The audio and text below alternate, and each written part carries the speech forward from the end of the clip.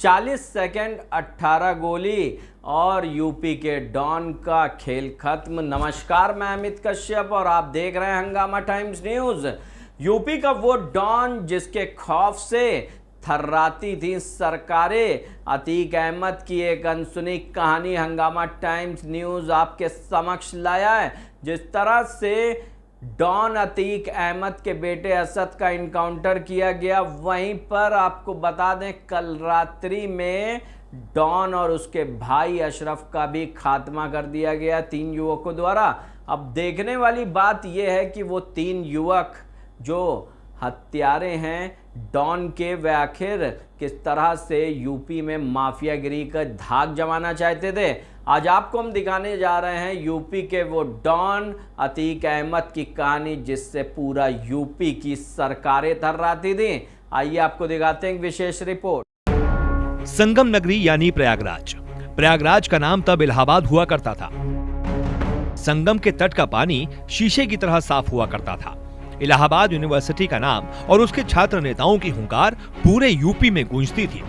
80 के दशक में इलाहाबाद बदल रहा था, या यूं कहें कि नया रंग रूप, आकार और सियासी आवरण अख्तियार कर रहा था।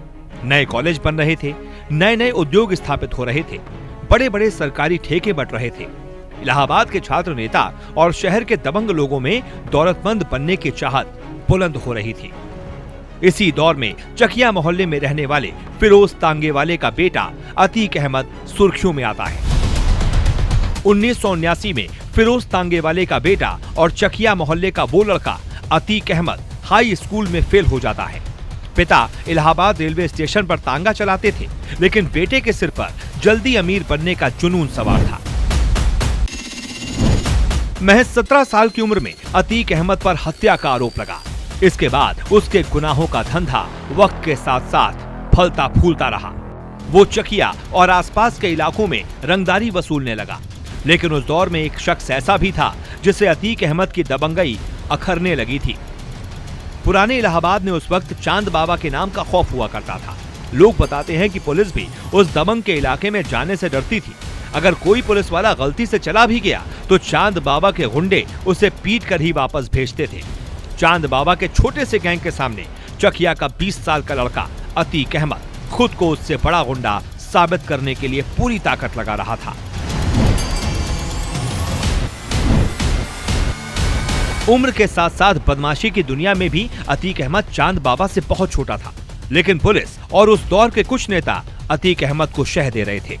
वो चांद बाबा के खौफ को खत्म करने के लिए लोहे को लोहे से काटने की कोशिश कर रहे थे। स्थानीय पुलिस, नेता और बदमाशों के इसी कॉकटेल के दम पर अतीक अहमद गुनाहों का हमसाया बनता चला गया। बाहुबली और 80 से ज्यादा मुकदमों में आरोपी अतीक अहमद के दर्जनों किस्से हैं। कहते हैं गुनाहों की दुनिया में जाने के कुछ दिनों बाद ही उसने अपना राजनीतिक गठजोड़ इतना मजबूत कर लिया था कि एक बार जब उसे पुलिस उठा ले गई तो उसने वो कर दिया जिसकी उम्मीद किसी को नहीं थी। 1986 की बात है। यूपी में वीर बहादुर सिंह की सरकार थी। प्रधानमंत्री थे राजीव गांधी। चकिया के अतीक अहमद का गैंग पुलिस के लिए बहुत बड़ा खतरा बन चुका था। उस वक्त पुलिस अतीक और उसके लड़कों को गली गली खोज रही थी। एक दिन पुलिस ने उसे उठा लिया। पुलिस वाले उसे थाने नहीं ले गए। किसी को खबर नहीं लगी कि आखिर हुआ क्या। सबने समझा अब अतीक का काम तमाम हो चुका है।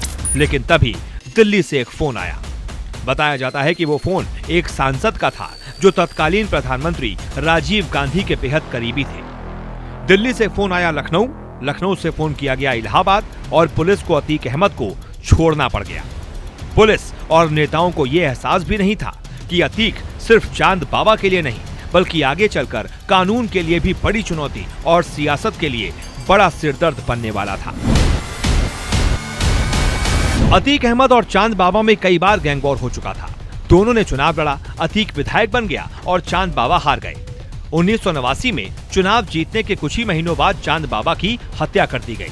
बीच चौराहे, फरे बाजार, ये सिर्फ प्रयागराज के पुराने गैंगस्टर की हत्या नहीं थी बल्कि नए गैंगस्टर के बाहुबल का खूनी उदय भी था।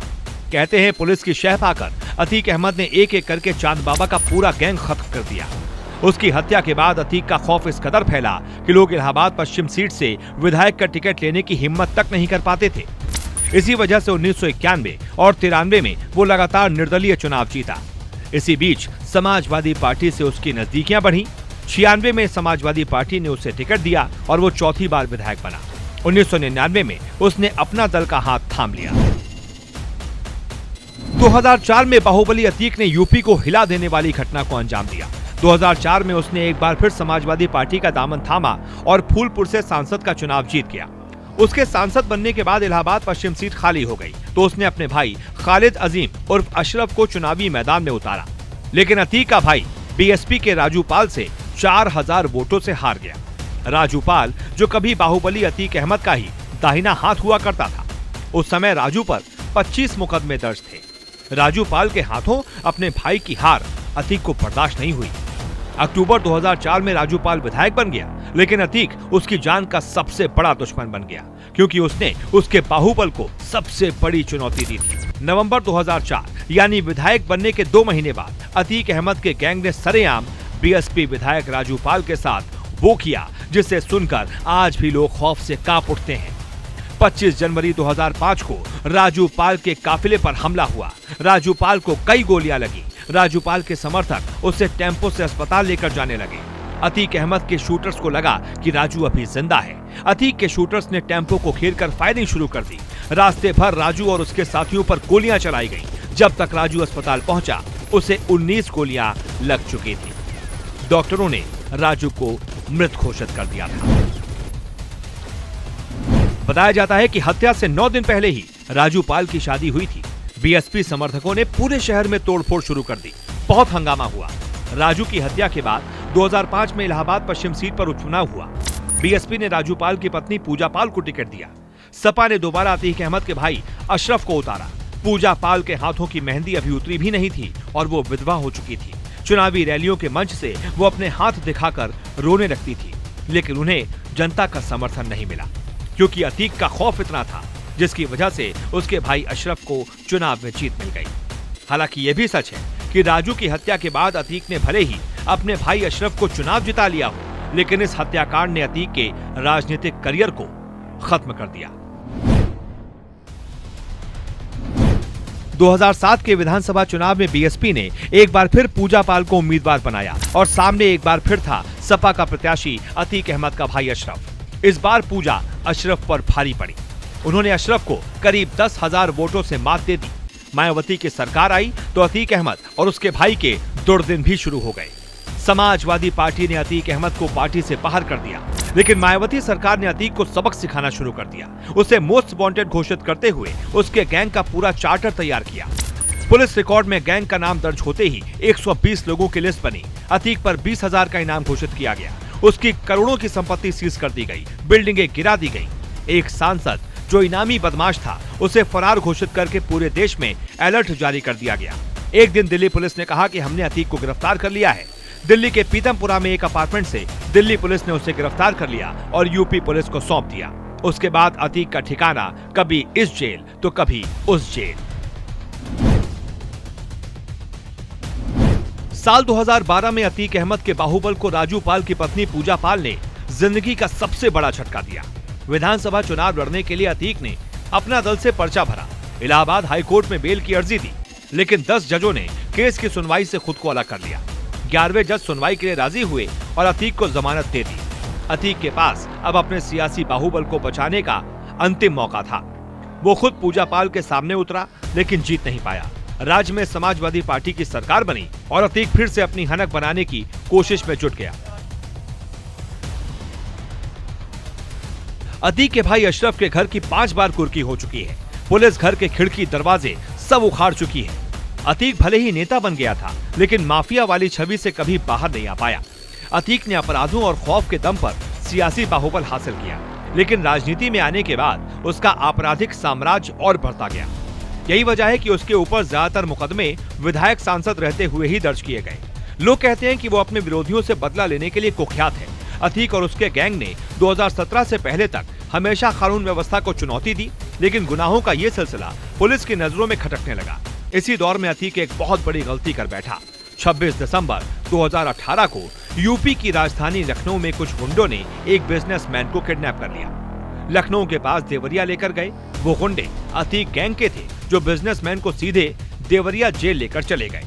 वहां प्रॉपर्टी विवाद में उसे पीटा और फिर सादे कागज पर साइन करवाने के बाद पूरी घटना का वीडियो सोशल मीडिया पर वायरल कर दिया।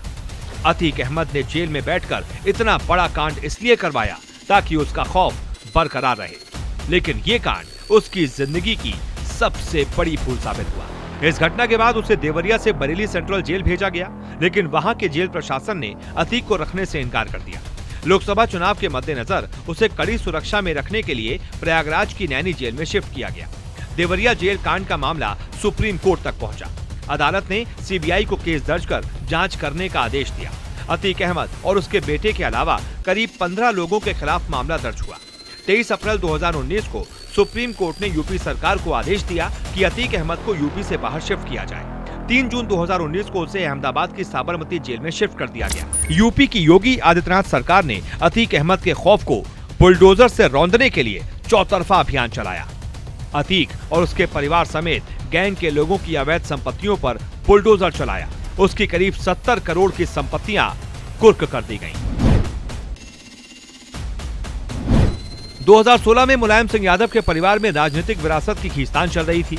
मुलायम सिंह यादव, अखिलेश और शिवपाल में सियासी वर्चस्व की घरेलू जंग के बीच सपा ने उम्मीदवारों की लिस्ट जारी की। मुलायम चाहते थे कि अतीक अहमद को टिकट मिले। उनकी मर्जी पर अतीक को कानपुर कैंट से विधायक का उम्मीदवार बनाया गया, लेकिन इसी बीच 14 दिसंबर 2016 का एक वीडियो वायरल हो गया। वीडियो में अतीक अहमद और उसके 60 से ज्यादा समर्थकों पर इलाहाबाद के एक कॉलेज में जाकर मारपीट और धमकाने का वीडियो सुर्खियों में आ गया। इतना काफी नहीं था कि 22 दिसंबर को अतीक अहमद 500 गाड़ियों के काफिले के साथ बाहुबल दिखाने के लिए कानपुर पहुंच गया। हमर पर सवार अतीक के काफिले की वजह से कानपुर की कई सड़कें जाम हो गईं। अखिलेश यादव से सवाल पूछे गए तो उन्होंने साफ कर दिया कि पार्टी में अतीक जैसे लोगों के लिए कोई जगह नहीं है।